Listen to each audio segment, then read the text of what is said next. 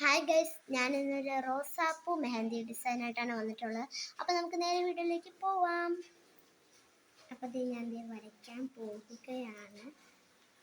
നമ്മൾ ഒറ്റയ്ക്ക് ട്രൈ ചെയ്യേണ്ടത്. ഞാൻ അത്ര വരപ്പായൊന്നും അല്ല, എന്നാലും ഞാനൊന്ന് ട്രൈ ചെയ്ത് നോക്കാം. നമുക്ക് നേരത്തെ ഇട്ടതിനേക്കാളും നമുക്ക് ഭംഗി കൂട്ടി വരയ്ക്കാം കേട്ടോ.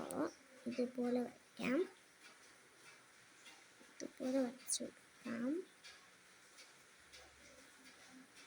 നല്ല മഴയുണ്ട് കേട്ടോ. അതാണ്ട് നമ്മൾ ചരിഞ്ഞിട്ടൊക്കെയാണ് വരയ്ക്കുന്നത്. ഇനി നമുക്ക് മേളിൽ കുറേ ഇതളുകൾ വേണം, എന്നാലും വലിയ റോസാപ്പൂവായി കിട്ടുള്ളൂ നമുക്ക്. അതാണ്ട് നല്ല പോലെ നമുക്ക് ഇതുപോലെ വരച്ച് കൊടുക്കാം, എന്നാലും നമുക്ക് ഒരു ഇത്തിരി ഭംഗി കിട്ടുള്ളൂ. ഇനി ഞാൻ 2 റോസാപ്പൂവാണ് വരയ്ക്കുന്നത്, അന്നേരം ഒരെണ്ണം വരയ്ക്കും. ഇനി നമുക്ക് നേരെ നമ്മുടെ ലീഫില്ലേ അത് വരച്ചു കൊടുക്കാം. നമുക്ക് ഇതുപോലെ വരച്ചു കൊടുക്കാം. അതാണ്ട് ഒരു ലീഫ്, രണ്ടാം ലീഫ്. ഇലകളുണ്ടെങ്കിൽ ഒരു ഭംഗി ഉണ്ടാവും. നമ്മുടെ ഇലകളില്ലെങ്കിൽ ഒറ്റൊരു ഭംഗിയില്ലല്ലോ. നമുക്ക് ഇതുകൂടെ വരച്ചു കൊടുക്കാം.